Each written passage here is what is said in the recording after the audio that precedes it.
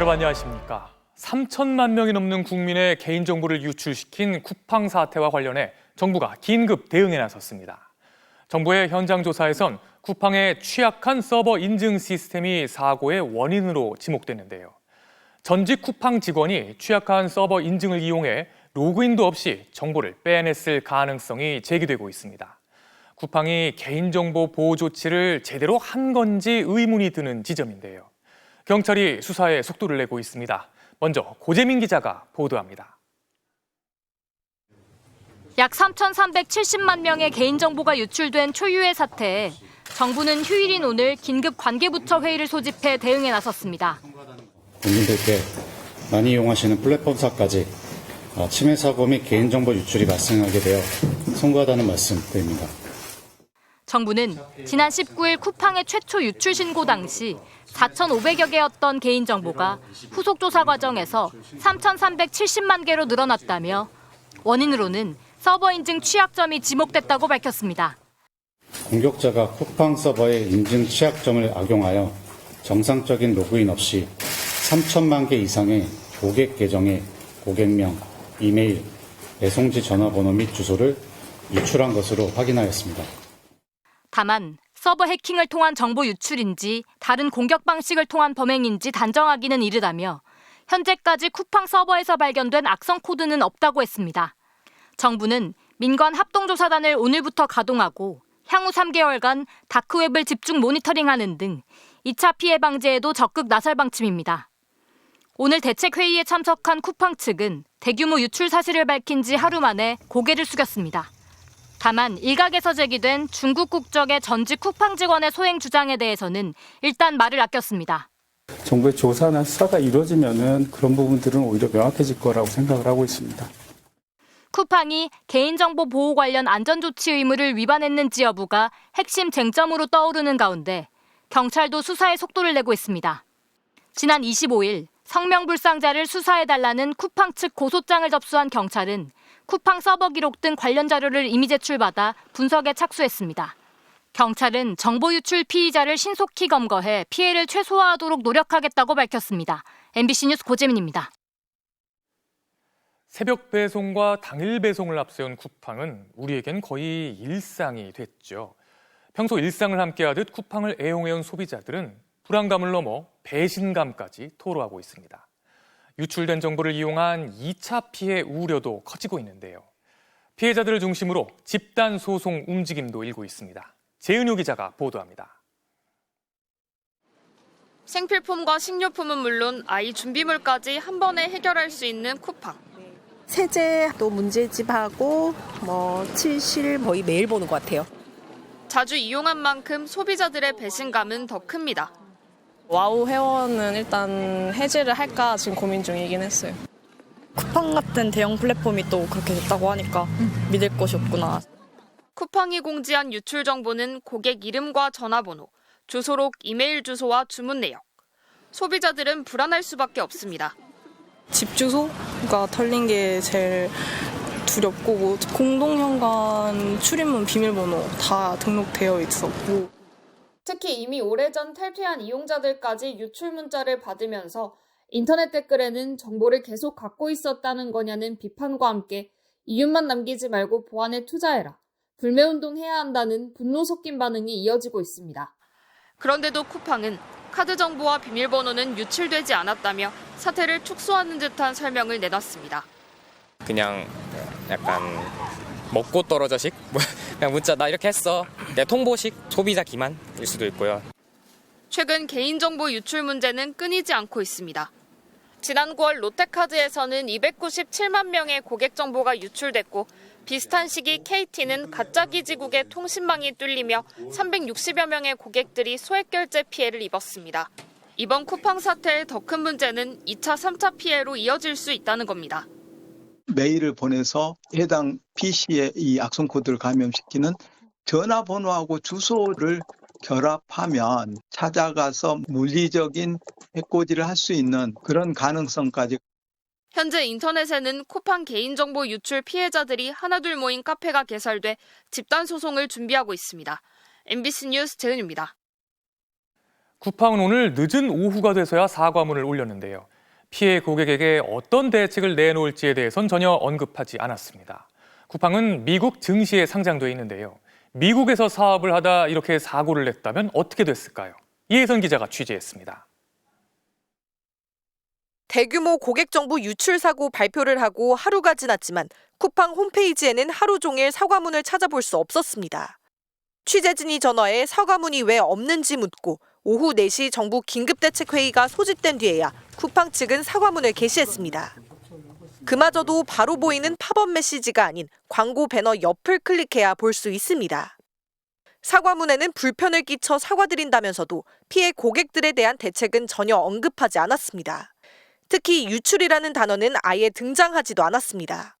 앞서 쿠팡은 고객들에게 보낸 문자에도 개인정보 일부가 노출된 사고라며 유출이 아닌 노출이라는 표현을 썼습니다. 유출된 내용들을 좀 명확하게 확정하는 게 일단 우선 급하고요. 그다음으로 급한 것은 재발 방지 대책을 수립하는 것이라고 생각을 합니다. 쿠팡의 활성 고객 수는 2,470만 명인데 유출된 정보는 3,370만 명에 달합니다. 탈퇴한 회원을 포함해 쿠팡을 한 번이라도 썼던 국민이라면 사실상 정보가 털렸을 수도 있다는 말입니다. 특히 쿠팡은 개인정보 유출이 올해 6월 24일부터 시작됐다고 했습니다. 정보 탈취 시도가 5개월 전에 시작됐는데 전혀 인지하지 못했던 겁니다.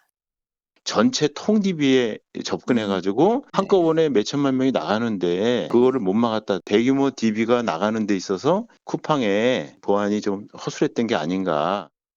일각에서는 쿠팡이 미국에서 사업을 했어도 개인정보를 이렇게 관리했겠냐는 비판도 나왔습니다. 또 실제 손해보다 더 무거운 배상액을 매기는 징벌적 손해배상 제도를 도입해야 한다는 지적도 힘을 얻고 있습니다. 보안에 관한 의사결정이 상당 부분 후순위로 밀려 있거나 배제되어 왔던 것도 사실이고 이렇게 여지없이 뚫리는 걸 보면 현재 인정이 실효성이 떨어지는 거 아니냐. 필요하다면 제재를 강화하는 방식으로 해서 미국에서는 지난 2019년 이용자 정보를 여론조사 기관과 공유한 페이스북에 50억 달러, 당시 환율로 5조 9천억 원의 과징금이 부과됐습니다. 또 2013년 1억여 명의 개인정보가 유출됐던 대형 유통업체 타겟은 이후 집단소송에 나선 피해자들에게 1인당 수십 달러에서 최대 10,000달러까지 총 1,000만 달러, 약 110억 원을 배상했습니다. MBC 뉴스 이혜선입니다. 다음 소식입니다. 온 국민을 충격과 공포로 몰아넣었던 불법적인 12.3 비상계엄이 사흘 뒤면 1년을 맞습니다. 이재명 대통령은 1주년 당일 국민의 노고를 기억하는 내용의 특별 담화를 발표하고 외신 기자회견을 열어 국제사회에 한국의 민주주의 회복과 국민 통합의 메시지를 전할 예정입니다. MBC는 1주년을 앞두고 여론조사를 실시했는데요. 70%에 가까운 국민 다수가 12.3 비상계엄이 내란죄에 해당된다고 답했습니다. 먼저 김정인 기자가 보도합니다. 현재까지 드러난 사실관계를 고려했을 때 12.3 계엄이 내란에 해당한다고 보는지 물었습니다. 내란에 해당한다는 응답이 69%로 내란에 해당하지 않는다는 응답 24%보다 3배가량 많았습니다. 조사 방식은 달랐지만 12.3 계엄 직후였던 지난해 12월 MBC가 조사했던 결과와 큰 차이는 없었습니다. 지역별로는 오차범위 안에서 의견이 비슷했던 대구, 경북을 제외하고는 다른 모든 지역에서 내란이라는 응답이 훨씬 많았습니다. 윤석열 전 대통령에 대해 법원이 내란죄로 판결할 것으로 예상한다는 응답 역시 70%에 달했습니다. 내란 중요 임무 종사 등의 혐의로 특검이 징역 15년형을 구형한 한덕수 전 총리에 대해선 내란 중요 임무 종사 혐의에 해당된다는 의견은 40%, 내란 방조 수준의 책임이 있다는 응답이 28%로 나타나 10명 중 7명가량은 내란 관련 혐의가 인정된다고 답했습니다. 특검 수사에서 박성재 전 법무부 장관의 구속영장이 2차례 기각된 것에 대해선 응답자 절반 이상인 52%가 적절하지 못한 결정이라고 봤습니다.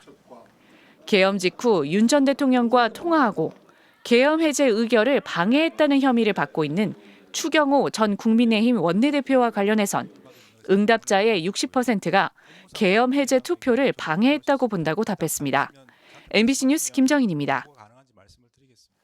내란 재판을 담당하고 있는 직위원 재판부에 대한 의견도 물었는데요. 응답자 다수가 재판 진행에 문제가 있다고 답했습니다. 또 지난 대선에 개입했다는 비판을 받고 있는 조희대 대법원장의 사법부에 대해선 개혁이 필요하다는 의견이 그렇지 않다는 응답보다 많았습니다. 이어서 신준명 기자가 보도합니다. 구속기한을 시간으로 계산해 윤 전 대통령을 풀어주고 피고인 측의 억지 주장에 휘둘린다는 비판을 받아온 지기현 재판부. 응답자의 63%가 지기현 재판부의 내란 재판이 공정하지 않고 진행 속도도 더디다는 주장에 동의한다고 답했습니다. 동의하지 않는다는 응답은 23%에 그쳤습니다. 조희대 대법원이 지난 대선에 개입한 의혹이 있기 때문에 법원 개혁이 필요하다는 민주당 주장. 이 주장에 대해 응답자의 47%가 사법부의 문제를 지적한 적절한 주장이라고 답했습니다. 사법부 독립을 훼손한 것으로 적절치 못한 주장이라는 응답은 37%였습니다. 이른바 윤어게인 세력과 절연하지 못하고 있는 국민의힘 지도부의 행보에 대해서도 물었습니다. 응답자 70%가 문제가 있다고 답했고 문제가 없다는 응답은 20%에 그쳤습니다. 특히 이념적으로 보수 성향인 응답자, 그리고 국민의힘 지지세가 높은 대구 경북 지역에서도 문제가 있다는 응답이 더 많았습니다. 계엄 이후 심해진 중국 혐오 주장에 대한 의견을 묻는 질문엔 극단적 주장이라 동의하지 않는다는 응답이 48%, 일리 있는 주장으로 동의한다는 의견은 38%였습니다. 이번 조사는 MBC가 코리아 리서치에 의뢰해 지난 21일부터 22일 이틀 동안 전국 성인 남녀 1,018명을 대상으로 온라인 패널 조사로 진행됐습니다. 잠시 뒤 방송될 탐사기획 스트레이트에서 더 자세한 여론조사 결과와 1년이 지났지만 여전히 반성 없는 내란 세력의 행태에 대해 집중 보도합니다. MBC 뉴스 신준명입니다. 국민의힘은 여전히 계엄 사과 여부를 놓고 갈등이 계속되고 있습니다. 오늘도 지역에서 장외 집회를 이어간 장동혁 대표는 오히려 여당을 해산해야 한다고 주장했는데요. 집회 현장에선 사과를 제안한 의원을 향해 야유와 삿대질이 쏟아졌습니다. 김세영 기자가 보도합니다. 대구, 충청에 이어 강원을 찾은 국민의힘 지도부. 지지자들이 사과는 없다, 계엄은 옳았다는 내용의 손팻말을 들었습니다. 장동혁 국민의힘 대표는 대통령을 퇴장시키고 여당을 해산해야 한다고 주장했습니다.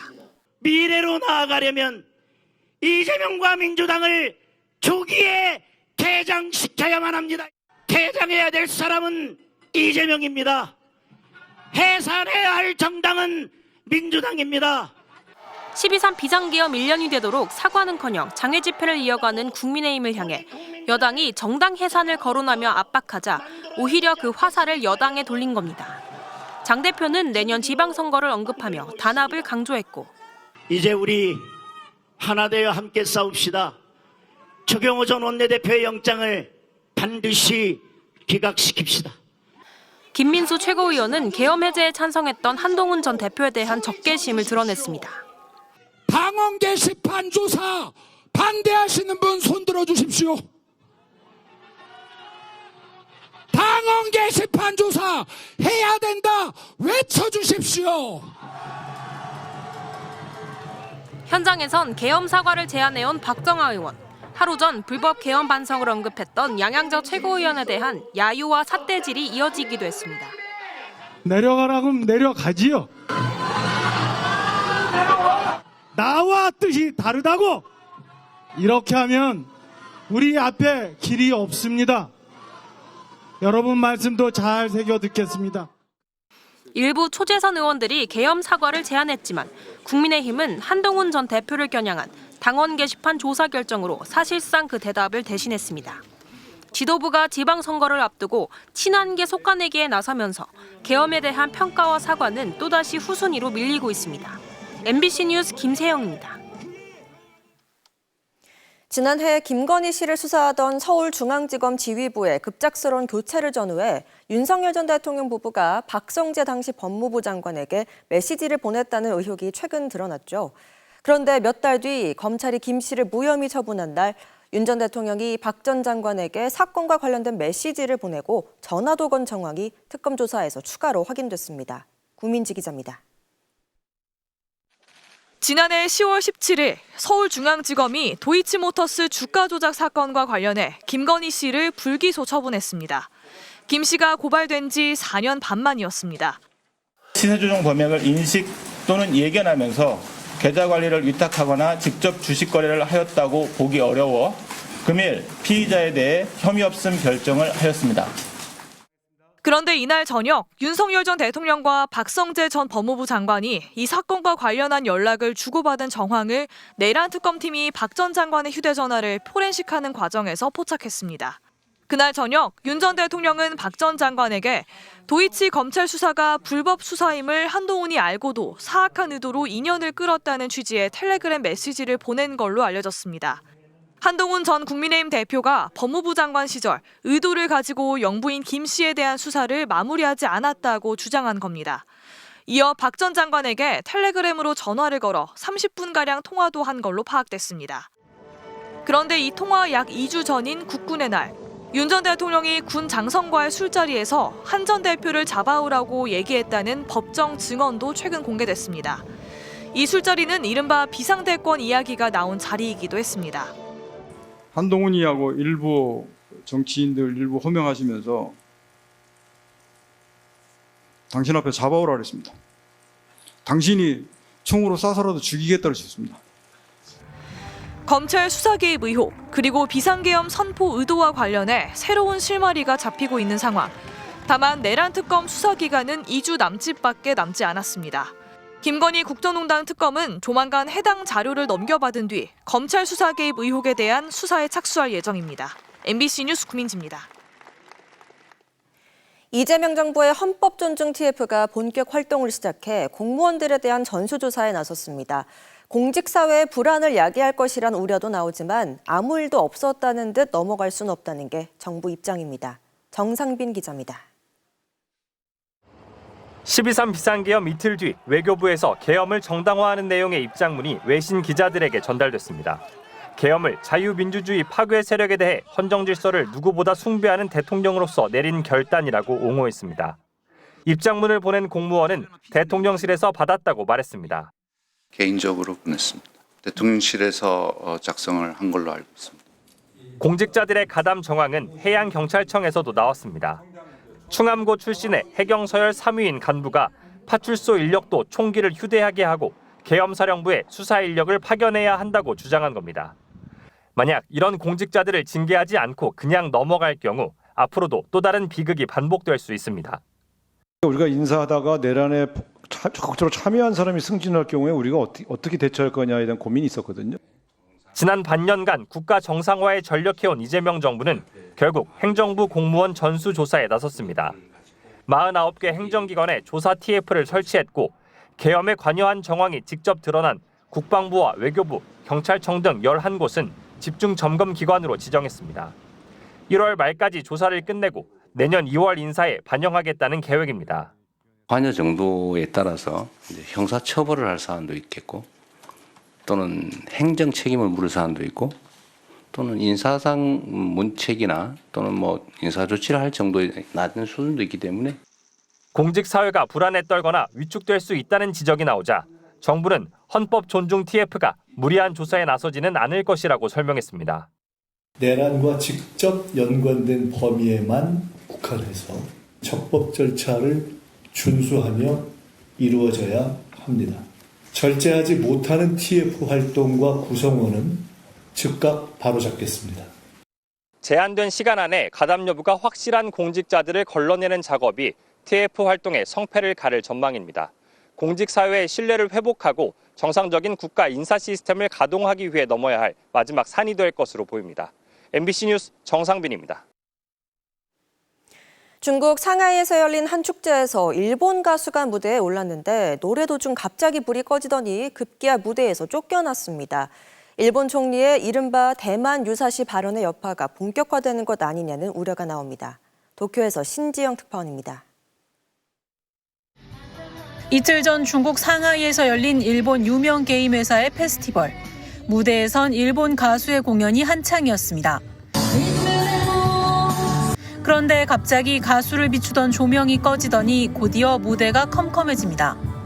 결국 가수는 관계자를 따라 무대 밖으로 퇴장당했고 공연은 그대로 중단됐습니다. 直接终止吗？我操，有毛病啊！我操。 소속사 측은 홈페이지에 부득이한 여러 사정으로 급하게 중단할 수밖에 없는 상황이 됐다며 29일 출연도 같은 사정으로 중지됐다고 공지했습니다. 일본 애니메이션 콘텐츠를 체험하는 이 행사는 원래 오늘까지였지만 어제부로 중단되면서 다른 가수들의 공연도 무산됐습니다. 또 일본의 유명 가수 하마사키 아유미의 상하이 공연 역시 불가항력의 요인을 이유로 바로 전날 전격 취소됐습니다. 하마사키는 SNS에 중단 통지 후 우리들은 무관객 상태로 첫 곡부터 앵콜곡까지 부른 뒤 공연장을 떠났다며 아쉬움을 드러내기도 했습니다. 일본 언론은 2016년 사드 배치에 대한 보복으로 한국의 대중문화 등을 제한한 이른바 한한령의 여파가 지금도 이어지고 있다며 일본 엔터테인먼트를 둘러싼 상황이 점점 더 험난해질 수 있다고 우려했습니다.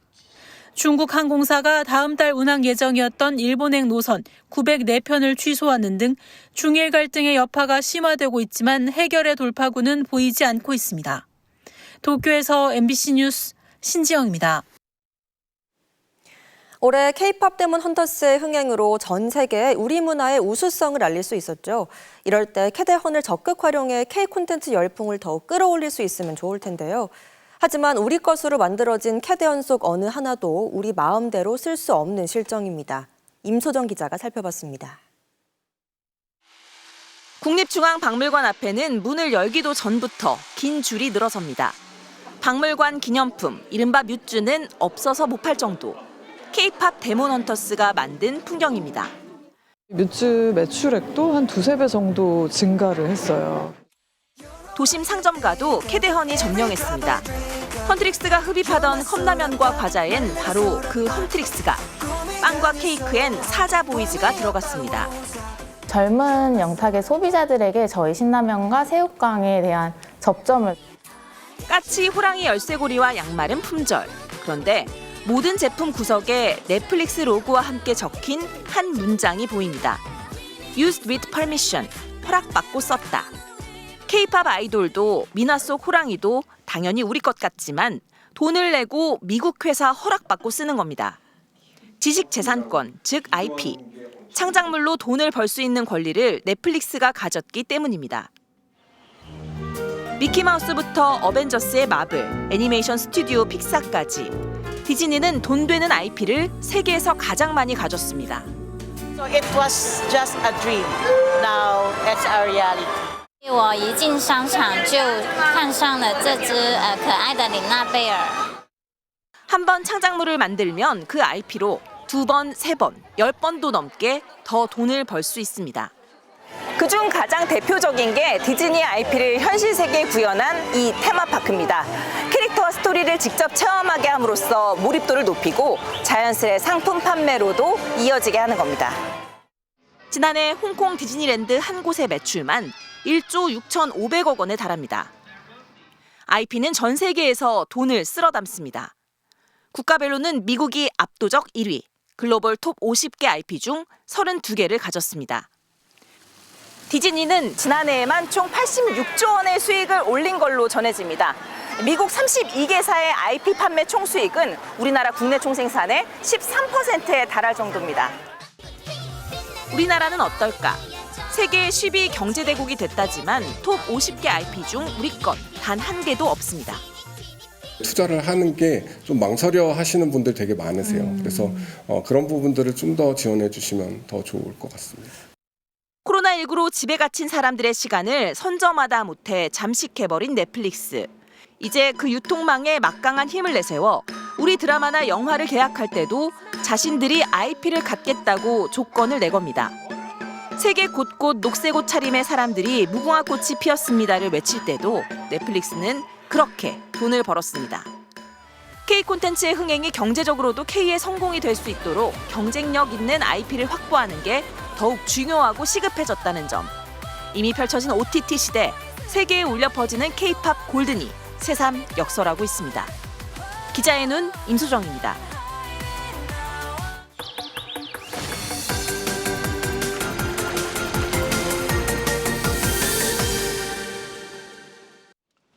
우리 생활을 편리하게 만들어주는 전자제품들, 하지만 언젠가는 이렇게 버려지기 마련입니다. 이 전자제품의 종류가 다양해지면서 전자폐기물도 증가하고 있다고 하는데요. 이 전자폐기물을 줄일 수 있는 방법을 고민해봤습니다. 폐 전자제품들이 화물차에 실립니다. 선풍기와 전기밥솥, 유선 전화기까지 종류도 다양합니다. 목적지는 서울 도시금속 회수센터. 종류별로 또 재질별로 나뉘고 또 나뉘어집니다. 자동화 설비가 있지만 안마의자처럼 다양한 재질이 사용된 커다란 제품은 결국 사람이 손을 대야 합니다. 지난해 이 센터로 들어온 전자폐기물은 약 4,000톤. 이 중 86%, 3,440톤은 고철, 알루미늄 등으로 재자원화됐고 나머지도 고형 원료 등으로 재탄생했습니다. 불법으로 소각되거나 매립되는 것을 방지할 수 있고 또 나아가서는 천연자원 수입을 대체할 수 있는 그런 효과가 있다고 볼 수 있습니다. 정부는 내년부터 모든 전자전기 제품을 무상 수거하기로 했지만 수거 뒤 재활용되는 폐 전자전기 제품은 아직까지 전 세계적으로 22%에 불과합니다. 44년째 같은 자리에서 운영 중인 이름도 정겨운 전파사.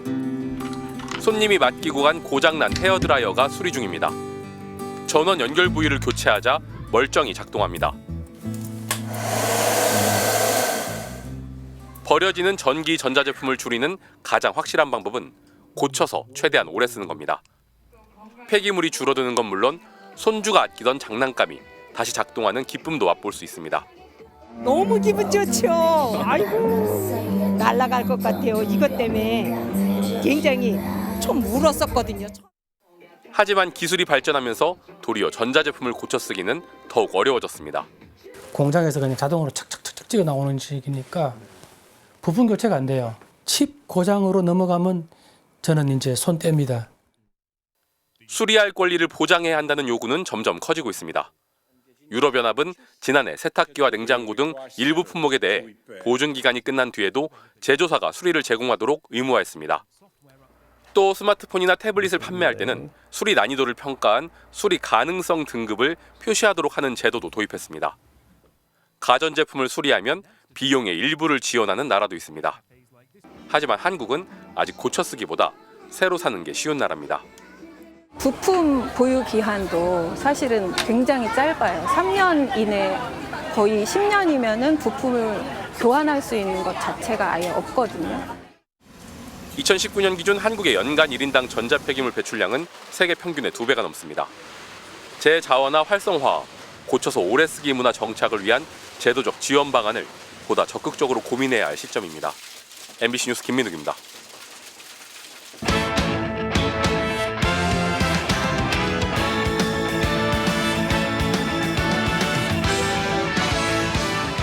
일요일 밤 스포츠 뉴스입니다. K리그1 최종전에서 대구가 안양과 비겨 10년 만에 2부 리그로 강등됐습니다. 지난해 우승팀 울산은 제주에 패하고도 간신히 잔류에 성공했지만 팬들의 야유를 받았는데요. 박재훈 기자입니다. 다이렉트 강등을 피하기 위해 안양을 반드시 꺾고 11위 제주의 패배를 기다려야 했던 최하위 대구. 하지만 킥오프 1분 만에 실점하며 시작부터 궁지에 몰렸습니다. 정신을 차릴 틈도 없이 3분 뒤 추가골까지 내줬습니다. 기적을 노리는 대구는 후반 지오바니가 만회골을 터뜨렸고 부상 중이던 세징야가 추가 시간 동점골까지 넣는 투혼을 발휘했지만 더 이상의 반전은 없었습니다. 10년 만에 2부 강등에 선수들과 김병수 감독은 고개를 떨궜고 마지막까지 선수들을 응원했던 대구 팬들은 아쉬움 가득한 눈물을 흘리며 경기장을 떠나지 못했습니다. 지난해 챔피언 울산은 최종전에서 패하며 체면을 구겼지만 결국 잔류를 확정했습니다. 홈에서 무기력한 경기 끝에 제주 김승섭에게 결승골을 얻어맞고 1대0으로 진 울산은 같은 시각 잔류 경쟁을 펼치던 12 수원FC가 광주의 덜미를 잡히면서 어부지리로 잔류에 성공했습니다. 경기 후 성난 울산 팬들의 야유가 이어지자 정승현이 사과하기도 했습니다.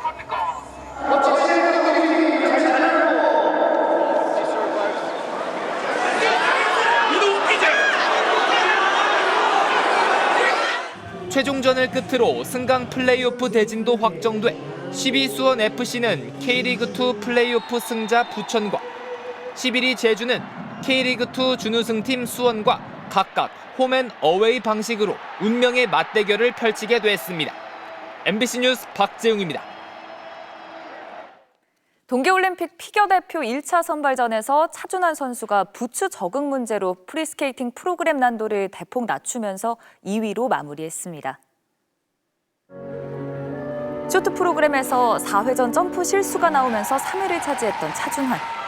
여러 번 교체한 부츠 적응을 해결하지 못하면서 프리스케이팅 프로그램의 난도를 대폭 낮췄는데요. 그래도 첫 점프이자 유일한 4회전인 쿼드러플 살코를 깔끔하게 성공시켰고요. 우아하게 트리플 악셀까지 성공하자 큰 함성이 터져나오기도 했습니다. 노련하게 경기를 마친 차준환은 최종 순위 2위로 1차 선발전을 마쳤는데요. 나이 제한으로 올림픽에 못 나가는 17살 서민규가 1위를 차지하며 차준환은 올림픽 출전 자격이 있는 선수 중 가장 높은 순위에 올랐습니다. 물론 지금의 힘든 상황을 맞이하고는 있지만 뭔가 그간의 경험들이 있기 때문에 뭔가 끝까지 포기하고 싶지 않다는 생각이 가장 많이 드는 것 같습니다. 여자부에선 쇼트 프로그램 2위에 올랐던 신지아가 프리스케이팅에서 역전 우승하며 밀라노 올림픽 출전 가능성을 키웠습니다. 여자 농구에서 KB가 국가대표센터 박지수의 결장에도 우리은행을 꺾고 단독 선두에 복귀했습니다. 또 다른 에이스 강희슬이 맹활약을 펼쳤습니다. 감기 몸살로 박지수가 3경기째 빠진 KB.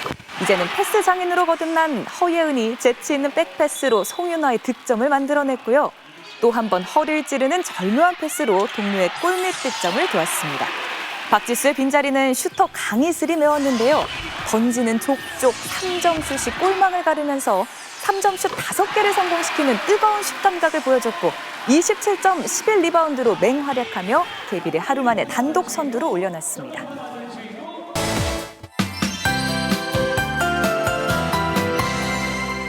휴일인 오늘은 늦가을답지 않게 포근했습니다. 남부지방에서는 20도로 웃돈 곳도 많았습니다. 오늘 낮 최고 기온 제주가 23도, 부산 20.8도, 서울도 16.1도까지 올랐습니다. 하지만 내일부터는 다시 추워지겠습니다. 내일 아침 서울의 기온이 3도로 오늘보다 6도가량 떨어지겠고요. 모레부터는 강추위가 찾아오겠습니다. 수요일 아침에는 서울의 기온이 영하 7도, 체감온도는 영하 10도를 밑돌 것으로 보입니다. 또 대부분 지방에서 약한 황사의 영향을 받겠는데요. 내일 새벽부터 청정한 북서풍이 불어들면서 오후에는 사라지겠습니다. 동해안 지방은 메마른 가운데 바람도 매우 강하게 불어서 불이 나지 않도록 주의하셔야겠습니다. 내일 새벽에는 경기도와 영서지방에서 비나 눈이 조금 내리겠고요. 오후부터는 전국에 가끔 구름만 지나겠습니다. 내일 아침 기온을 보시면 서울이 3도, 춘천 1도, 대구 7도를 보이겠습니다. 한낮 기온은 서울이 8도, 광주 12도, 부산 15도 안팎에 머물겠습니다. 강추위 속에 화요일 밤부터 서해안 지방에서는 비나 눈이 내릴 것으로 전망되고 있습니다. 날씨였습니다. 노동자들의 잇따르는 과로사, 퇴직금 미지급 사건과 관련한 수사 외압 의혹, 그리고 과도한 입점 수수료까지 쿠팡을 둘러싼 논란은 끊이지 않고 있습니다. 사실상 전 국민의 개인정보를 유출시킨 쿠팡의 이번 사고는 우연이 아닐 수 있습니다. 한국에서 사업을 시작해 매출 대부분을 한국에서 올리면서도 지배회사인 본사는 미국에 두고 증시 상장도 미국에서 한 쿠팡이 한국 소비자에게 책임의식을 갖고 있긴 한 건지 의문이 듭니다. 일요일 뉴스데스크를 마칩니다. 여러분 고맙습니다.